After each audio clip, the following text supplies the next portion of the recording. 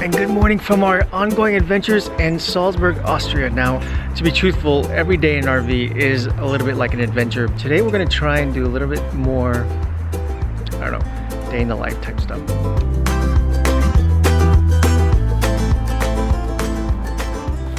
Alright, so we're staying at a place called Panorama Campground right outside of Salzburg. Actually, kind of inside of Salzburg. This is it's not a big town. This is an awesome location though. It is an awesome location with an amazing view.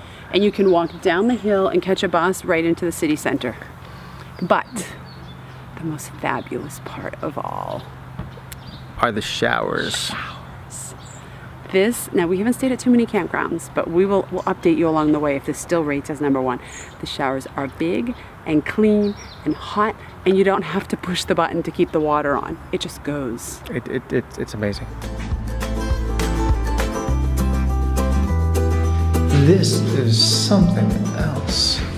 Look at this massive shower space. See that right there? That is on and off. There's no button to push. Hi, I'm Will. And I'm Jessica. And we've been traveling the world. We have this planned out and really well scripted, can you tell? For about 3.5 years, we've been traveling everywhere that we want to go to. We spent a year in Costa Rica, a year in Ecuador, a year in France, and now we've been in our RV motorhome camping car. 4 months. It's been 4 months. It's been 4 months. I think we're just starting to find our groove and no one wants to kill each other currently, right? We're starting to work on it. We left France and now we're in Salzburg, Germany, and we're really excited because the holidays are coming up and we're getting ready now to shoot our holiday card. And so this is the time where we get the kids all staged up and ready to move. But before we share it with you, I want you to hit the pause and go subscribe if you haven't subscribed to us yet, because it's going to get really crazy the further south we go and the longer on this journey.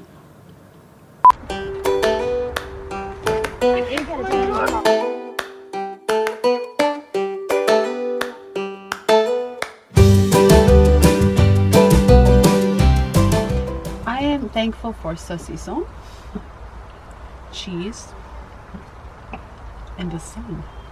We have not seen the sun in 3 years. We finally saw it today in the RV. I mean, it wasn't like 3 years, but it feels like it. Doesn't it feel like it's been 3 years, Will? After a warm shower, it's all good at this point. It's so funny because watching everyone, I didn't know there were any people at this campsite. I mean, I've seen campers, but I don't see any people. All of a sudden, there's like everyone's outside, they're lounging, they're drinking wine, they've got their chairs out, their hammocks, they're in their bikinis, and it's like 40 degrees.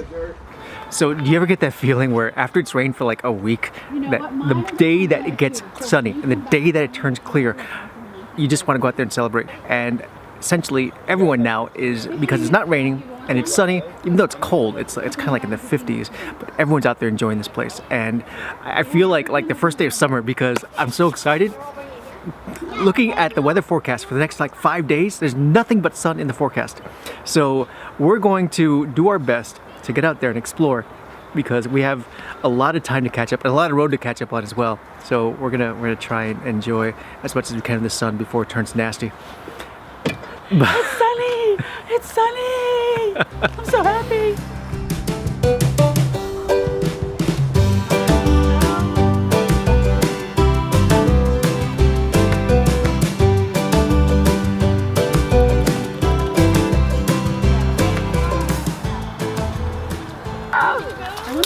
So we're on an adventure to photograph the kids in their Dirndl and Lederhosen, and Largo has taken us out in the middle of nowhere. Oh, what is that stuck on my leg? My gosh! To photograph this. Now look at, ow! Ow, my gosh! Oh, you will, help! Help! Help! You're okay. Help! Watch out for that runaway it's stuck. twig. Can you pull it? Oh, wow, that does hurt. Yeah, no kidding. Oh, why are you pulling that? Well, it's stuck to me. So we always have a tradition in which we take pictures wherever they're at in the local clothing to use for the Christmas cards. So for instance, us, when we were in Ecuador, we took pictures with them in indigenous outfits. This year, being that we're in like the Bavarian area, Austria, they're all going to be dressed up with the Lederhosen and Dirndls, and it's the kids are not that excited. They loved buying the clothes, but they're not loving the photo shoot. But you know, they'll cherish this, right? I got my assistant doing the close-ups over here. I look like I'm taking a poop. Will you go walk with your sister, Largo? Please? Pretty please? Okay, wow, it's muddy. Oh my gosh. What's wrong with that? Woo! When you turn the camera off. Hey guys, we're walking in cow poop, so. Ew!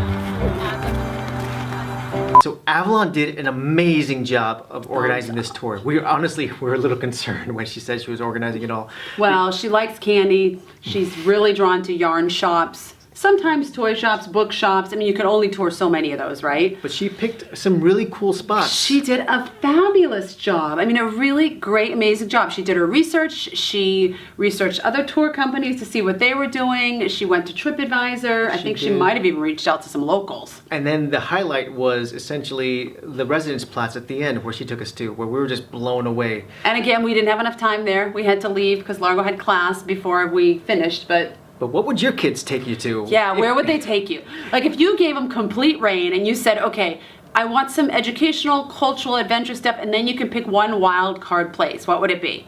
I know our kids are really also drawn to the cafes that have cats and owls and bunnies and stuff in them. Oh my gosh, there was none in Salzburg. There was none because she did check that. So would your kid go to a Lego store? Would they want to hit every gelato within a mile? Like what would they do? What's the crazy thing that they would pick on their adventure? Exactly. All right, so we have been in this RV now for like 4 days. We're still in Salzburg and it's been sunny, and we don't like to waste sunny days, but we've had to take care of school, we had to take care of work, and these ones are dying to get out of here. So Avalon has created a special walking tour because she said either we're getting out or I'm getting out. Run away. And I may not come back. so we're gonna go check out Salzburg.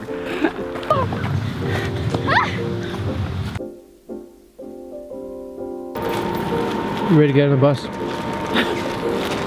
Mid-breakfast. So we're now discovering new ways of transportation around into and out of the city. Since we've been normally boondocking, we normally drove the RV to a central location, parked it there, and explored the city. Now we're in a campground. This is big. We're in a campground for like 5 days, almost. We're walking now to the bus. Oh, we're gonna take off too. Hey Largo, would you like to be co-tour guide? Yes. Welcome to the house that Wolfgang Amadeus Mozart lived in with his family from age 17 to 25. So our first stop in our guided tour, led by Avalon, is the Mozart residence. We get audio guides. We love these.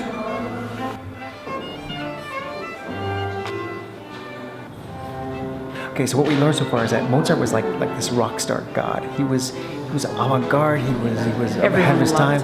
He led like this vagrant life of like most rock stars. He spent too much. He had too many parties, and he loved everything that was in excess. But the establishment didn't like him. No. I mean, he obeyed the establishment for a while, and then when he became a rebel and decided he was doing his own thing, forget it. That's it. They didn't like him.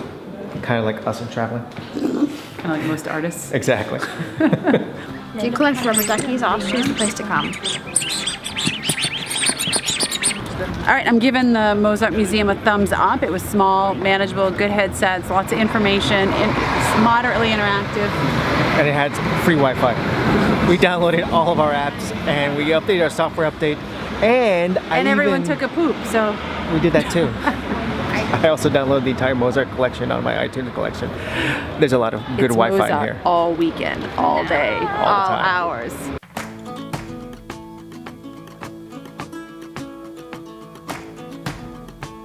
Does anyone want to split the apple strudel with me? No, thanks, I'm good. Good, because I wasn't going to share it anyway.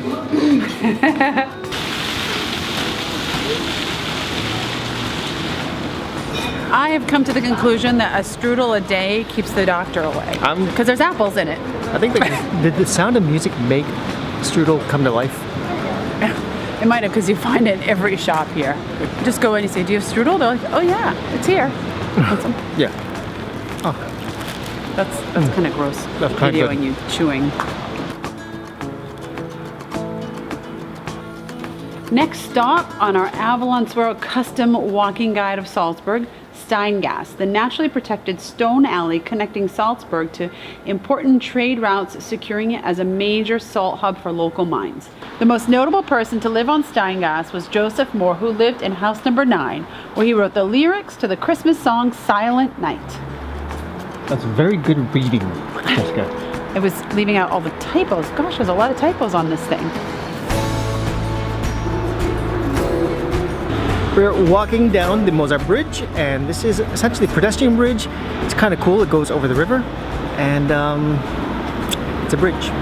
In the movie The Sound of Music, the Mozart footbridge is home to the scene where Maria and the kids skip across while pointing during the song Do Re Mi. Along the footbridge grassy riverbank, the children also skip during the song My Favorite Things. All right, let's go do it. Who's ready? A deer, a female deer, hooray! I jump for golden sun.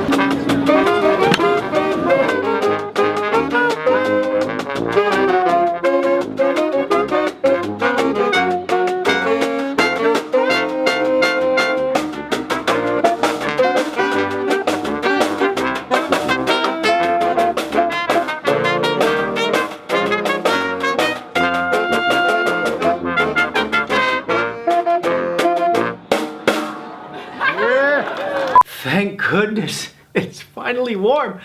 And we've been battling cold and wind and rain For 10 years. for a long time. Guys, I don't know about you, but we just don't do well in three. I mean, it's been a couple of months, wouldn't you say, of rain? It's been on and off for a long time. And, you know, we're in 21 and a half feet. That's under 7 meters. And no. There's no joy. We have to head south real We fast. see the sun and we have a whole new appreciation for it. It's like we haven't seen it for years. We are ready. So we're so excited to be in Salzburg and have sun that we said, Avalon, you are in charge of a tour in Salzburg. So we put her in charge. We said, internet.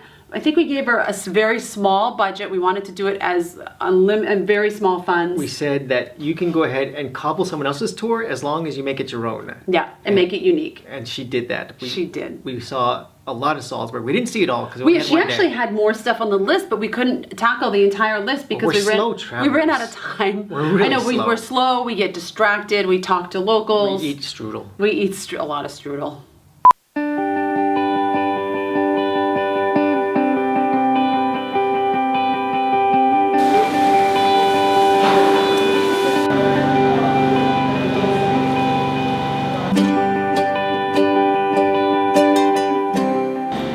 Introducing Princess Avalon and the majestic Queen Jessica. All right, so we're in Residenzplatz, and this is essentially the home of what was formerly the Prince Archbishopric of Salzburg. Now, what is Prince Archbishopric? That's a great question. I had to actually look this up myself before I turned on this camera. The Prince Archbishopric was basically a part of the Holy Roman Empire. He was the Archbishop of this whole area. Now, what made him being called Prince was that he was also Prince of the land, which was really crazy that an Archbishop in this case is sort of a ruler of the land. And if you think about sort of back in the 1300s all the way through like the 1803 when the Prince Archbishopric region was like dissolved, he had rule, and it's almost like serfdom where everyone sort of obeyed him like as if he was like a master ruler. Now this is a great space, and the opulence and everything is just amazing. But I can't imagine today's world that you have, you know, princes who are priests and priests who rule over people, and it's a nice place. I don't know if I would have agreed with the practices once upon a time.